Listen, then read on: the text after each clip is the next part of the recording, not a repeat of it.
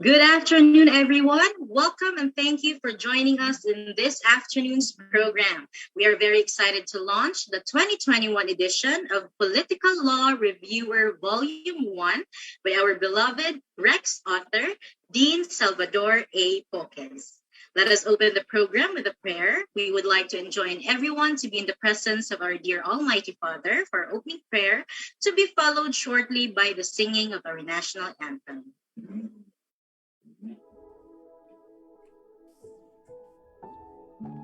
In respectful presence of our brothers and sisters across boundaries and faiths, let us all join in prayer and worship and gratitude and for guidance.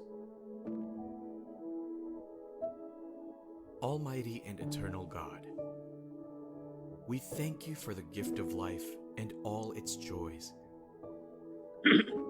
We thank you for today, for all its challenges, in all its splendor. We thank you for the gift of one another. O God of infinite mercy and wisdom, only in unity with your will can all our toils have true meaning. Transform us into willing and able stewards of this world and its future. Bring us together to work with understanding and compassion. As we toil and grow weary, we pray for renewed strength and resolve. As we experience pain and sorrow, let us be reminded of untold good beyond. As we see pain and suffering, let us be instruments of your peace and extensions of your loving and healing hands. As we gather here today, bless us all that our collective knowledge be tempered and guided by your wisdom. Grant us clarity of vision to see the common good amidst all distractions. Endow us with humility and purity of heart to transcend all differences and reservations.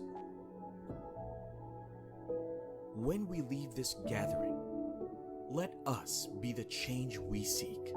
As we endeavor to practice what we learn, let us be the good we want to see in others. As we work for our learners and their future, let it be that your will be done. In solemn silence, let us conclude with our own personal prayer.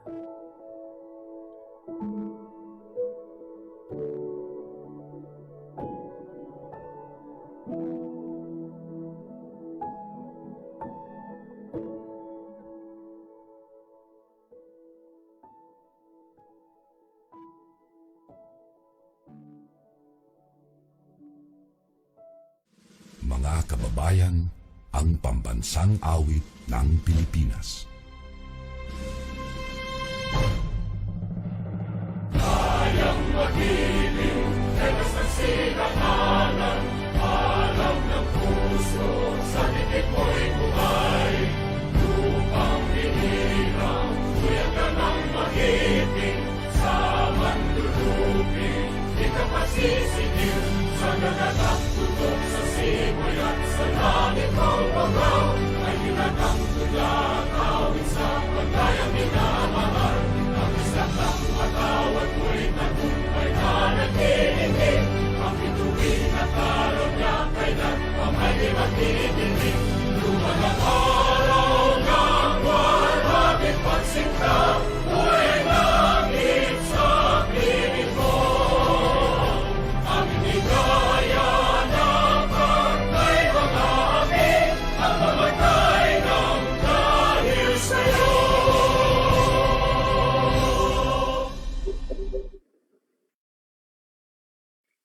Thank you, everyone.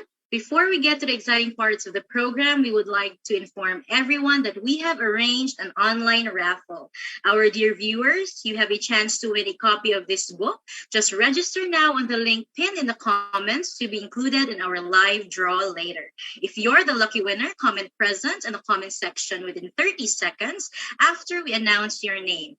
Please take note that the raffle winner who's not able to comment present within the allotted time will be disqualified and and the team will draw another winner.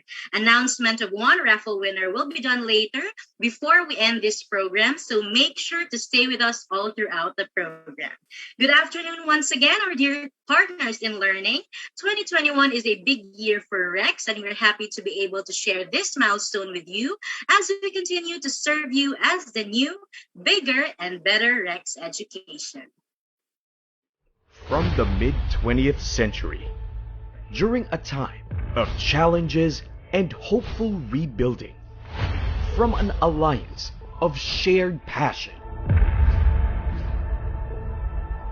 Rex was born, persevering through decades, sustained by faith, emboldened by vision. Rex has become a tradition of service to the nation. With its first publications, Rex pledged itself to a more proactive role in education. As evolving education required new tools and services, so did Rex expand. In the dawn of the 21st century, when education is demanded to foster learning in all forms, learning within and beyond the walls of institutions, for sustaining today for the future.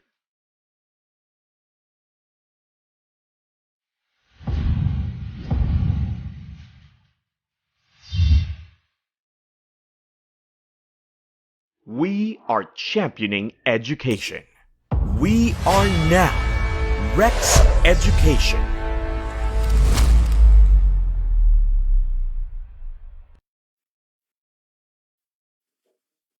To tell us more about Rex Education and to officially open today's event, let us hear from Rex Education's Chief External Affairs Officer, Ms. Danda Cremelda I. Buhay.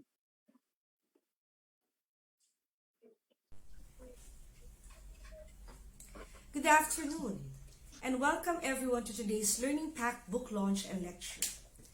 As we count down the days to the bar exams, it is with great pride that we present another stellar legal material that will hopefully guide our future lawyers into securing that future of service and integrity. This new book, of course, comes from Rex Education, a brand, a community, an advocacy, a tradition of service dedicated to inspiring every Filipino lifelong learner to advance themselves and uplift others. With 70 years of service and dedication to education, we have evolved from that iconic bookstore that we all know to something bigger and more significant.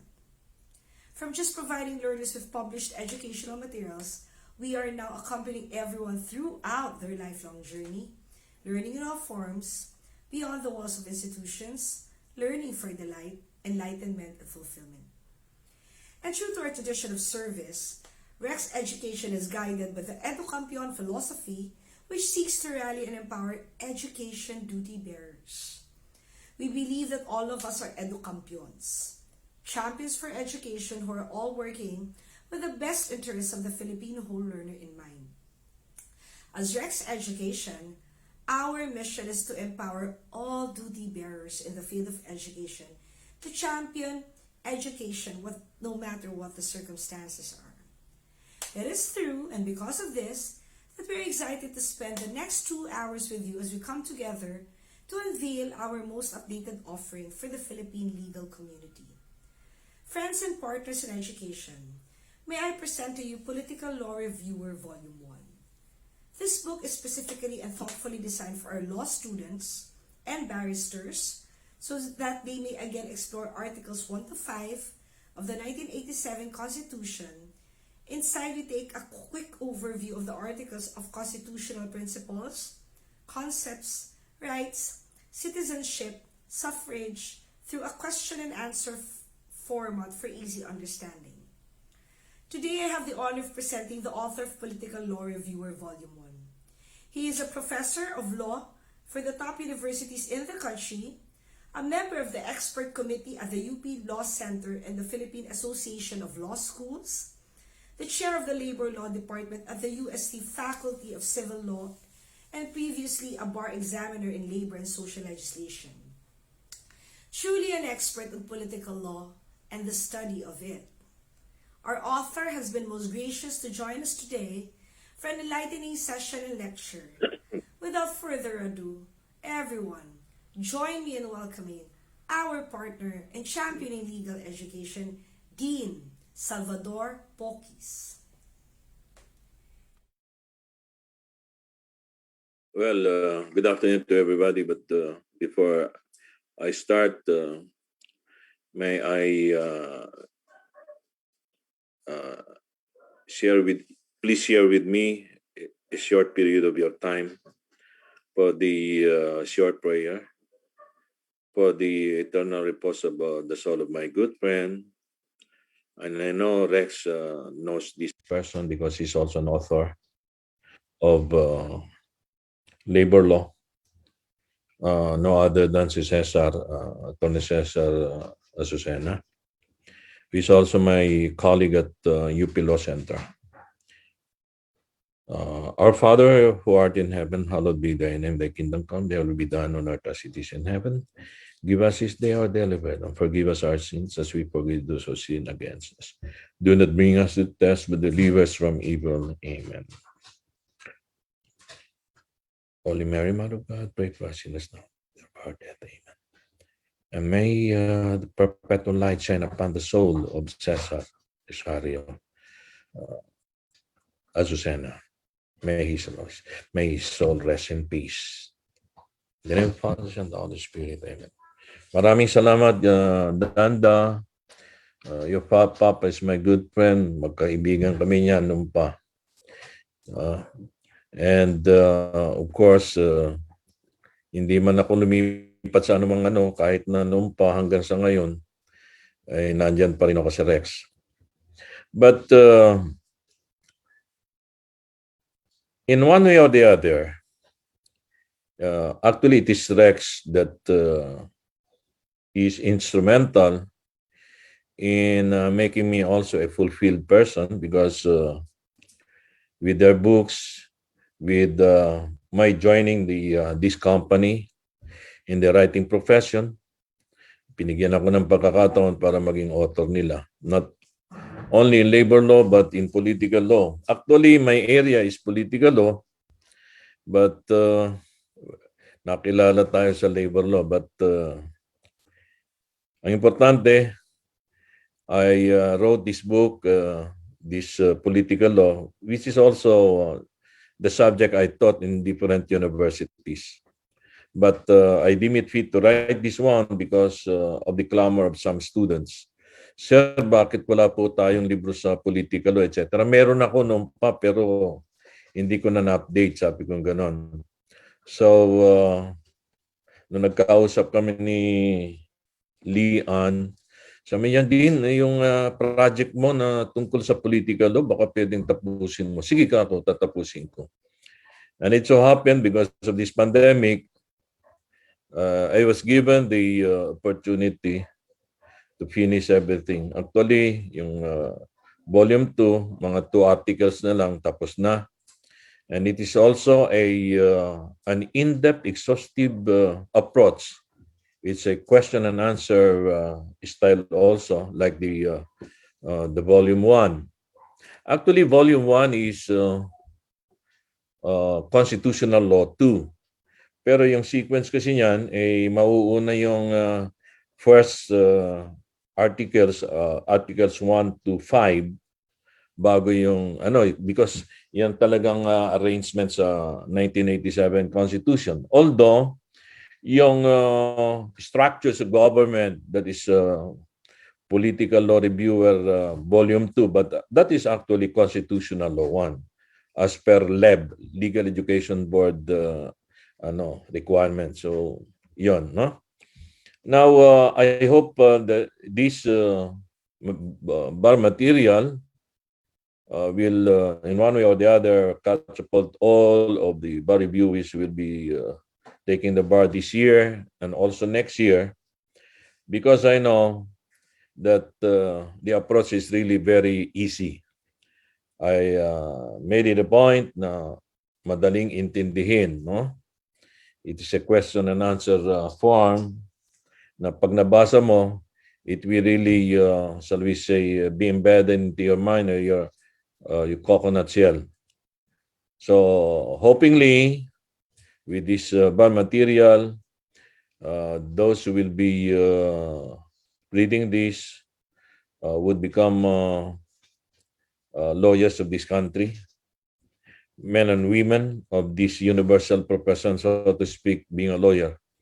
So, ako'y nananalangin na lahat ng magbabasa nito ay makakatulong sa inyo, lalo yung mga kukuha pa rin ng bar next year.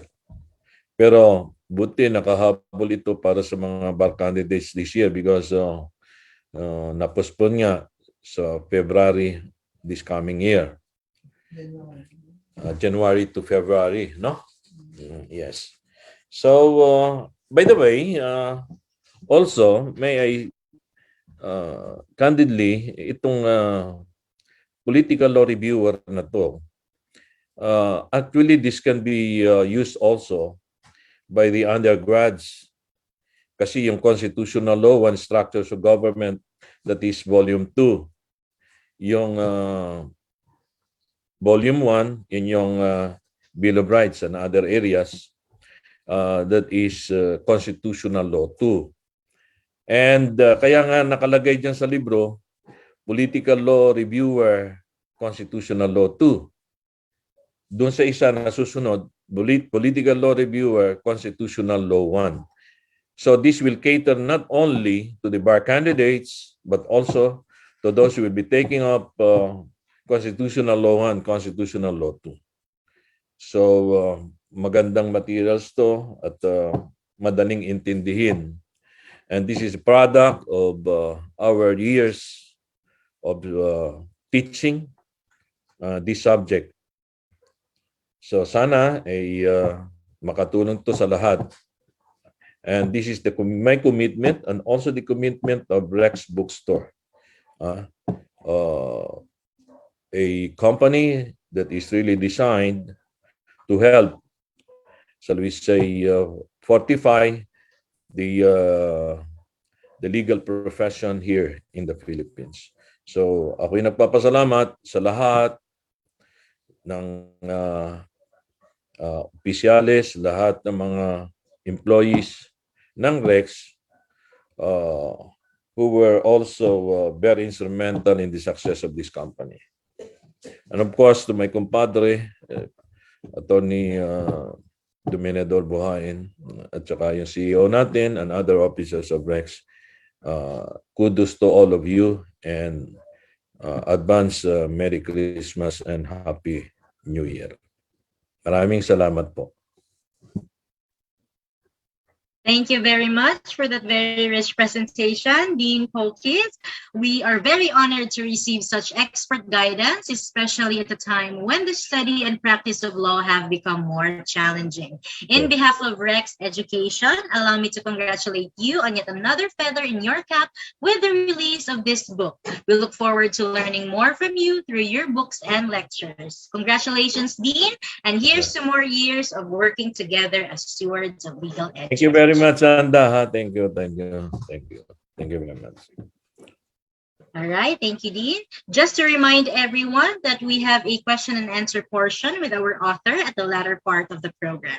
So if you have any questions, feel free to comment your questions below, as we will be selecting 3 questions from the comments. And to tell us more about what makes the book an expert guide for our 2020 to 2021 barristers, let us all give a warm welcome to Miss Joanne Gatdula, law student at the University of Santo Tomas. Hello, everyone. Good afternoon. Good So afternoon. the political law reviewer of Dean Polkis shows his mastery of the subject and unique writing style. It is concise and it contains annotations of laws and relevant Supreme Court decisions. This book is highly recommended because it is very easy to understand and it is definitely helpful for law students, especially the bar takers. And the question and answer for me is the best way to study and remember the information. Thank you. Thank you, Joanne. Thank you, sir. Congratulations. Yeah, thank you very much. Thank you. Thank you very much, Ms. Gatdula. And now let us welcome Mr. Christopher San Pedro, law student at the University of Santo Tomas. So good afternoon. I'm Christopher. I'm from San Sebastian College of Law. I'm not from UST. So I share the same congratulatory messages to Dean Salvador Poquis for this wonderful book. I, for one, have already bought the book and really studied the book itself. It's really very exhaustive, very clear in all its points, and it's really helpful for both law students and for bar takers, because I am a bar taker next year, and this will really help me and my colleagues as well in the preparation for the political law examination. The question and answer arrangement or format by Dean Poquis is a very helpful tool in order for us to really understand fully well and briefly and concisely the things that we should know in preparation for the bar. So once again, congratulations, Dean Salvador Poquis, for this wonderful book. And we're really hoping that the next volumes will be coming up, hopefully in the coming years, sir. Congratulations, sir. Keep safe. Thank you, always. Tupet. Thank you. From San Sebastian. Thank you. Yeah. All right, thank you very much, Mr. San Pedro and Ms. Gatdula. Hearing your praises of the book gives us utmost pride for having been chosen and entrusted with the publication of this masterpiece. In the same vein, allow us to express our gratitude to you as well for being stewards of legal education. Thank you. Then. All right, now we're opening the floor for the question and answer portion with our author, Dean Salvador Poquis. So feel free to comment your questions below. We'll be selecting 3 questions from the comments. And as we move forward, I will be reading the questions in behalf of our author.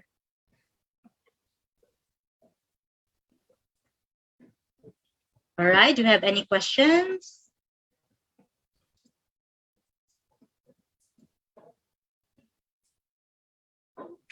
Again, let me just remind our viewers that we will be having our online raffle later. So don't miss your chance to win Dean Poquis' new book. Just register on the link pinned in the comments section to be included in our live draw later. Do you have any questions? Mukhang perfect na dadanda yan eh. Kaya... Dean, we have a question po. Ano yan? From Dex TV. How about updated labor law reviewers, sir? Oh, well, in the process of revision, actually, I can tell this very frankly that in our Volume 1, Volume 2, Volume 3, doon sa Volume 1, the only amendment there to be introduced is actually about Article 96 of the Labor Code, that is the law on service charges. Kasi dati 85%, no? Ngayon 100% na. Yun lang ang pwedeng kumbaga sa kulang doon sa libro na yon. But in the review program, I have discussed this already. Now sa labor law, yung tungkol sa decision of my colleague also, my co-bar examiner in 2008 bar, Justice Bersamin. Siya sa remedial law, akong sa labor law, ang bar examiner. Ang isa lang kulang doon because it modifies actually the provision of the labor code on the decision of the voluntary arbitrator. Kasi doon sa voluntary arbitrator under the labor code, the decision of the voluntary arbitrator can be assailed by filing directly a petition to the Court of Appeals under Rule 43. But in that ponencia, of Justice Bersamin, he intimated that it should be yung 10 days appeal period under the labor code should be 10-day reglementary period to file a motion for reconsideration. So you have to file a motion for reconsideration within 10 days from receipt of the decision of the voluntary arbitrator. Then, if it is denied, you are given 15 days to appeal under Rule 43 directly to the Court of Appeals. And that is the case of Guagua. And that is the only thing that I can say na that modifies the book. But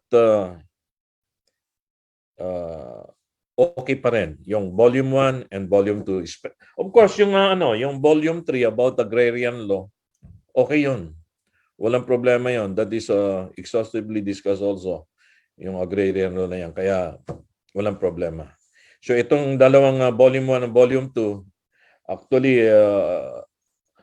I am already in the process of, shall we say, revising it. I have my 2 books here na ini-inject ko na yung dapat i-inject in order to update it for perhaps next year's bar exam. Maiksi lang ang mga revisions dito kasi wala namang ganang pagbabago. Yung latest jurisprudence are also a reiteration. It is a reiteration or re-echoing of all the past jurisprudence. Kaya pare-pareho lang, no? Yun lang ang pwedeng yung nag-modify ng volume 1 and volume 2 of our books in labor law. Thank you, Dean. We have another question po from Ramon Agosto Melad Lacambra. What gives you energy and inspiration to write annotations on law subjects? It was actually my passion to write, no? Kasi nung nag-aaral pa tayo, membro naman ako ng yung editorial board ng mga sa eskwelahan, no? Tapos nung ako'y nagturo sa PCC, actually nagpaaral sa akin ng pagiging abogasya yung Philippine College of Commerce noon, no? Kaya yung mga libro na ginagamit ko noon, hindi pa ako abogado, pinabibili ko lahat sa Rex. Kaya nagkakilala kami ni Attorney Buhain.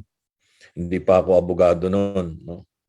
Now, tapos naging abogado tayo, gumawa ako ng libro sa Philippine Constitution. Yun ang ginagamit sa Philippine College of Commerce and other schools noon. Yung nga lang, nung naging abogado ko, dagsaan ng mga kaso tungkol sa labor. Nagtuturo naman ako ng labor law sa Philippine College of Commerce. Later on, it became the Polytechnic University of the Philippines. That was during the time of the activism days, no? Now, it was actually the passion to really help students. Kasi anak mahirap tayo, gusto ko lahat ng mga nag-aaral ay matulungan ko sa pamamagitan ng mga materials na yan. Kaya may mga libro pa ako, may libro ko noon na ginawa ko sa published na ng Rex, pang college noon, yung labor law rin, at saka labor law, labor and social legislation and others, no? Now, yung passion ko talaga na bilang teacher, that prodded me to really write books, no? At saka isa pa, yung mga kumbaga yung mga comments na maganda naman ng mga estudyante. Sabi nila, sir, ano kaya mas maganda yung lecture mo, gawin mo na lang ng libro. Sabi, sige ka ako. So I started teaching. When I started teaching at the same time, gumawa na rin ako ng libro. And the best way actually to become an expert in a particular field of educational discipline is to write books. Kasi in the process of writing books, lahat ng mga sinusulat mo, pasok yan sa utak mo. Kaya finally, eventually, you will become an expert in your own field. And this is my advice to would-be lawyers who will later on become lawyers, not to write books also. If they want to teach being a dean, former dean, halos lahat ng mga deans naman sa entire Philippines mga kilala natin yan. I can help you. As a matter of fact, marami na ako na-recommenda na maging professors in different universities and colleges teaching law because of me. I can help. So, nandyan lang naman ako. Kung hindi, puntahan nyo ang Rex para tawagan ako. Pero, kilala nyo naman ako. So, walang problema yan. Now, ano pa? Isa pa, ako'y anak mahirap at sa pamilya namin, ako ang unang abogado sa clan. Wala pang focus na abogado noon. Tinignan ko lahat yan, kaya wala. Mahirap lang ako, kaya ako yung nag-aral sa University of the Proletarian People. Hindi UP ha, MLQU yun. Manuel L. Quezon University na kuminsan hindi pa ako nagbabayad ng mga tuition fees. After the semester, doon ka lang makakapagbayad kasi mahirap. And kaya nga ako, bilang I have gone through these struggles in life, especially nung nag-aaral, sabi ko sana makatulong ako sa mga kukuha ng abogasya. And of course, alam ko naman lahat ang mga libro natin. Kung minsan may mga mahirap na libro na hindi mo maintindihan, kaya sabi ko ay gagawa na lang ako ng libro na madaling intindihin. So, halos lahat ng mga libro naman natin, lalo sa labor law, maiksing, madaling madali. Very concise but compact, comprehensive. No? Don't worry with your labor law because I'm now preparing a book which is for pre-bar, but it's a question and answer. But it is in the form of parang pre-week, but still an extensive approach pa rin ang ginawa ko. So don't worry. I know some students are waiting for this na magkaroon tayo ng reviewer sa labor law. Don't worry. That is our next project after this volume 2 of political law that I can promise to everybody. Miss Madam Danda. Thank you, Dean. We have another question po from Aya Bell. Can we expect public interest jurisprudential cases in this year's bar? Ano forecast niyo, Dean, since J. Leonen is known for decisions in this area? Well, being a bar examiner in labor law, no, I've been my chairman before was no other than Justice Tinga. 2019 bar, ang chairman ko, chairwoman, ang chair, si Justice Bernabe. Usually, the instructions of these chairs is for the bar examiner to prepare questions, usually based on exceptions, more particularly on codal provisions. But these codal provisions and pertinent jurisprudence on that particular provision. But more often than not, usually, ang binibigay sa amin, gaya nito, sabi, prepare, craft questions based on exceptions. Walang ano yan, halos lahat ng bar subjects, ganon ang approach. Now, kung kilala nyo ang chairman na mahilig sa jurisprudence, usually, the chairman of the bar, yun na nag-i-inject ng sarili niyang questions doon sa sinubmit ng bar examiner. Gaya ko, pag nag-submit, I was required to submit about 65 questions in labor law, no? In labor standards and other 30 or 35 questions sa labor relations. Lahat naman nun mamimili ang chairman. But he or she injects yung gusto niya based on her ponensya. Kaya usually, yung binibigay ng mga bar questions related mismo doon sa ponensya ng ponente. Ganon.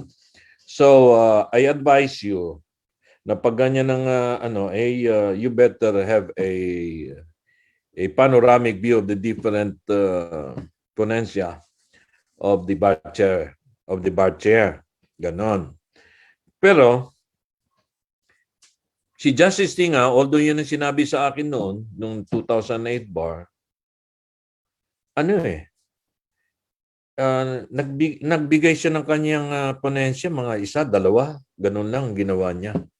Ewan ko sa ibang mga bar, itong sa akin naman, walang, may naano lang ako mga isa o dalawa na mga decisions of Justice Bernabe na binigay niya, na hindi dun kasama doon sa sinubmit ko na 65 questions. Ganon. So, be that as it may, what is important is that if you were a bar reviewing ngayon, you'll be taking the bar this year or next year. What is important is that you have to be prepared. Because the best preparation is now. The best lecture is now. Hindi yung malapit na yung doon ka mag-prepare na. It is a product of all the years of your studying law. Pero yun lang masasabi ko sa inyo. And of course, if you know the bar examiner na author, usually, gaya ko, lahat naman ng binigay ko ay galing sa libro ko. Kaya kung sino yung nagbasa ng libro ko, kuha niya. Kaya pag alam nyo kung sino man ang bar examiner and it happens na he is or she is an author, it's better that you read his book or her book. Well, at UP Law Center, I have some, may mga balita na ako sa mga kasama ko dati na bar examiners galing sa UP ngayon. No? One is a lady, pero I will not mention kasi mahirap maka pumotok. Pero I know she's also an expert in labor law. Kasama ko rin sa expert committee on labor, in labor and social legislation. So yun ang masasabi ko sa inyo, no? But pag naging abogado kayo, gusto nyo maging professor of law, it's better that you have to write a book also to become an expert in that area. Yun ang pwede kong ibigay na advice sa inyo. And of course, yung mga estudyante mo later on, yun ang magiging inspiration. That's my inspiration eh. Yung mga estudyante, why I'm now writing books. No? Actually, yung pagtuturo, wala namang malaking economic returns. Wala. It's really your passion lang to help other people acquire that degree of knowledge to become a full integrated person. Ganun lang. So that's all that I can give you people. So thank you. Thank you, Dean. We have one last question po from MJ Relacion. Good afternoon, Dean. Any advice to all bar reviewees and students who are struggling mentally, emotionally, and financially during this pandemic, since it's very tough for all reviewees and all students of law? Yes, I know that, no? Actually, with this pandemic COVID-19, actually, alam niyo naman na I was near death. Actually, I'm still in the process of restoring myself. Pero medyo naka-recover na. So, you pray hard. These struggles in life, especially if you will be taking the bar, this is but a part of perhaps this is a part of your struggle in life. Ginawa ng Panginoon yan para magsipag ka ng gusto. Itong pandemic na to, this is a test. All of these struggles are tests. But you have to find a way to struggle out. What I mean is that you should declare yourself a winner despite this disadvantage. So have an advantage over this disadvantage. So that will keep you moving. You struggle it out. Hindi ibig sabihin na pag may pandemic, hirap na hirap kayo, that is the end of it. No. That is a part of life. I've been through these struggles, marami, magbulanan hanggang ngayon. But you have to fight it out. Perhaps that is only a test to you by the Lord. Kaya later on, pag naging successful ka, ay, ganun pala yun. Mas maganda pala may struggles in life kasi you will commit yourself, you will persevere yourself, you will be active in reaching out, in reaching your goal, etc. and so on and so forth. Ganun. Kaya ang advice ko lang sa inyo, kung halimbawa meron man kayong problema, financially and otherwise, perhaps sa pamilya naman siguro pwede namang tumulong sa inyo. Now, malapit na naman ang bar, siyempre dapat hindi na magtrabaho muna o ano. Give, shall we say, more emphasis on your study para sa bar na to. Later on, doon ka na lang magtrabaho, etc. Pero in the meantime, pwede ka naman mangutang sa mga miyembro ng pamilya in the meantime, babayaran mo naman. Hindi ka naman makukulong dahil sa utang mo. So, that's it. Yun lang ano ko sa inyo. Part lang ng life yan. Mga test yan. Kaya at least, ako, ang dami problema. I still stand, no? Yeah. So that's important, people. Pero ito lang masasabi ko huling-huli. Pag naging abogado ka, you should be a practitioner. You should be an academician.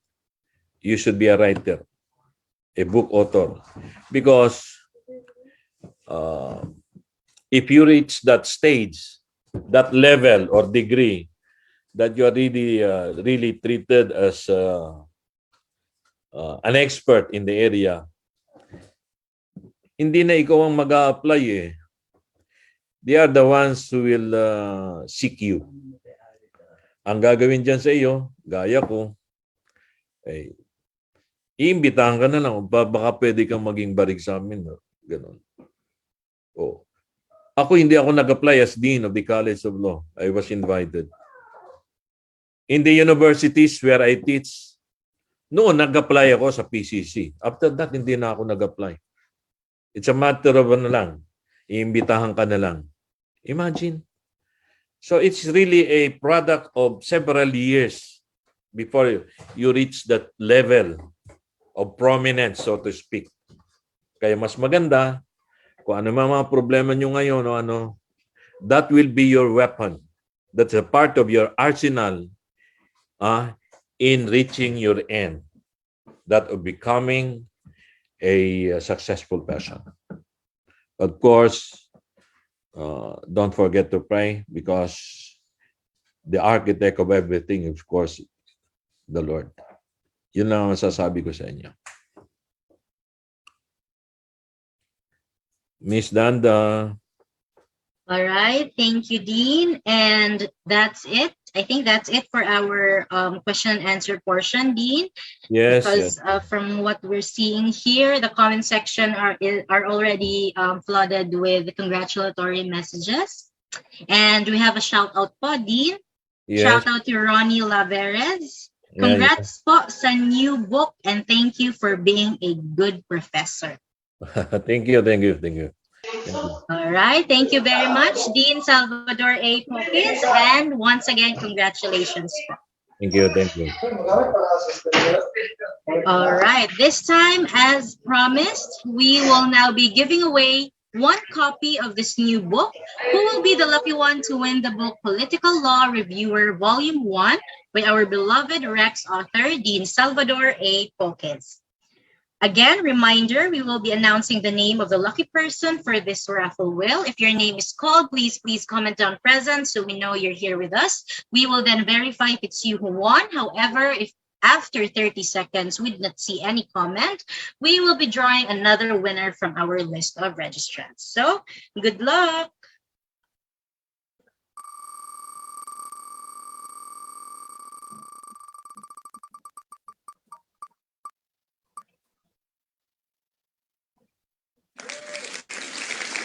All right, congratulations to Isi Cha.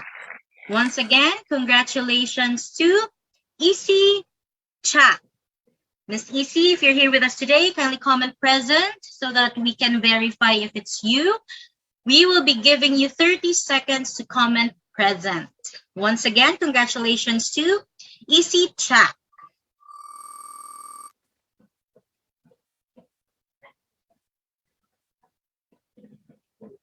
Our 30 seconds is already starting.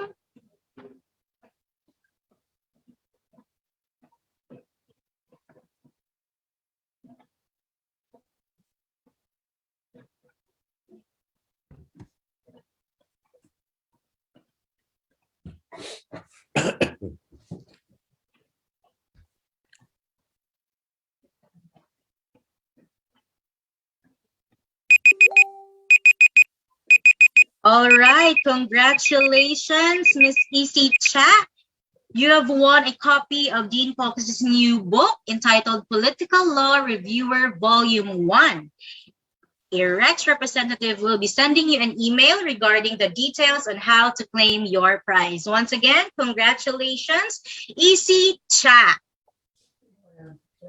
On that note, we have come to the end of this afternoon's program. Indeed, it was a very productive learning afternoon with our legal luminary, Dean Salvador A. Poquez, and our distinguished guests. In behalf of Rex Education, I would like to express our heartfelt gratitude for having been chosen as your partner in legal education. We look forward to more years of our fruitful partnership as we continue to work together to enable law students and lawyers to achieve their dreams of becoming lawyers and excelling as one. To everyone who joined us this afternoon, thank you for learning with us and for choosing Rex to be your partner in learning. See you all on our next book launch and lecture. Thank you and keep soaring, Educampions. All right. Thank you very much to all who participated. Thank you very much.